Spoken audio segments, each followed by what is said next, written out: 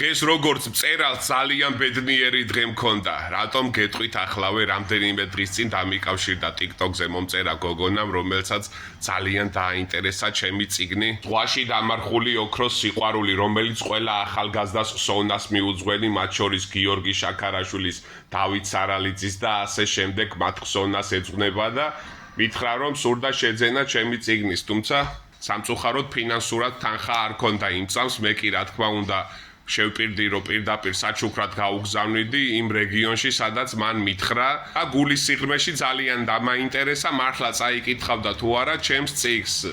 სამახსოვრო ხელმოწერა გაუკეთე და პოსტით გავაგზავნე ჩემი წიგნი მასთან. ძალიან ბედნიერი დარჩი, იმიტომ რომ მიღებისთანავე დაუწყია წაკითხვა, მიღებისთანავე დაიწყო და ზუსტად ერთ დღეში, დღენახევარში დაასრულა მთელი წიგნი. მის ემოციებს საზღვარი არ ქონდა, ძალიან ბედნიერი იყო თვითონაც და ძალიან გახარებული, ძალიან მოეწონა ეს წიგნი, სხვათა შორის, ძალიან მოეწონა მართლა.